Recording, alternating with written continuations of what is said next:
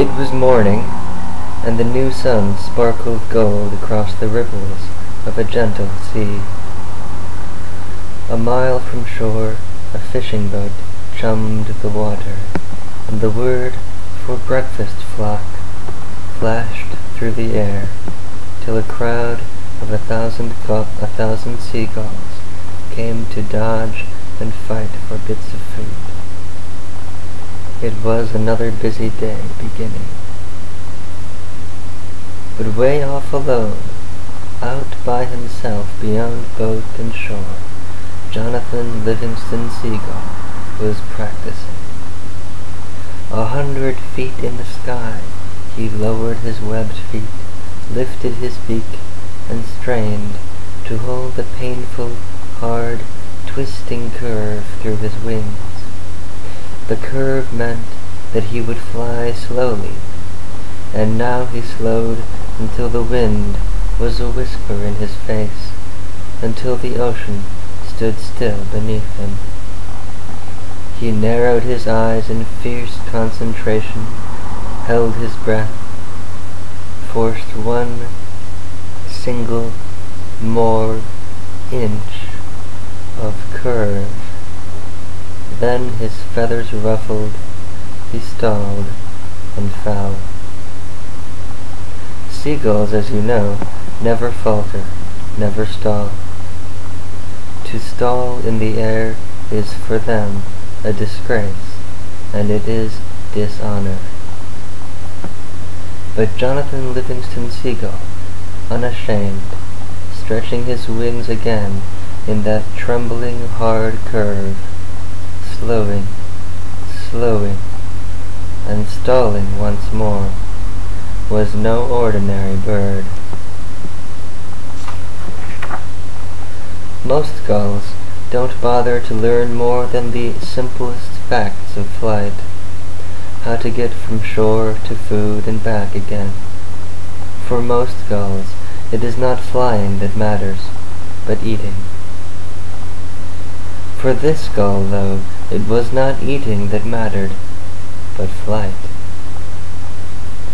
More than anything else, Jonathan Livingston Seagull loved to fly. This kind of thinking, he found, is not the way to make oneself popular with other birds. Even his parents were dismayed, as Jonathan spent whole days alone, making hundreds of low-level glides, experimenting. He didn't know why, for instance, but when he flew at altitudes less than half his wingspan above the water, he could stay in the air longer with less effort. His glides ended not with the usual feet-down splash into the sea, but with a long, flat wake as he touched the surface with his feet tightly streamlined against his body. When he began sliding into feet-up landings on the beach, then pacing the length of his slide in the sand, his parents were very much dismayed indeed. "Why, John? Why?" his mother asked. "Why is it so hard to be like the rest of the flock, John? Why can't you leave low flying to the pelicans, the albatross? Why don't you eat? Son, you're bone and feathers."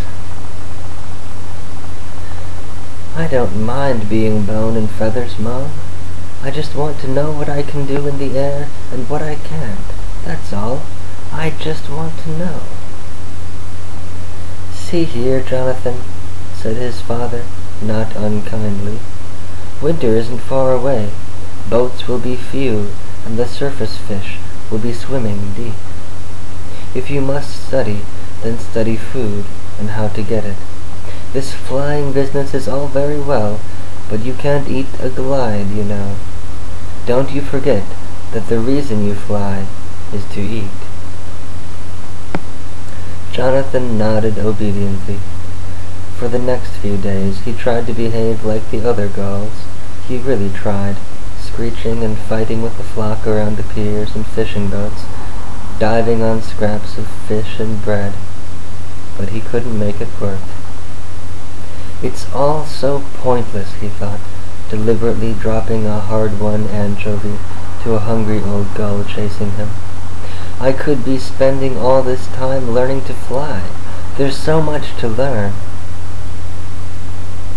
It wasn't long before Jonathan Gull was off by himself again, far out at sea, hungry, happy, learning.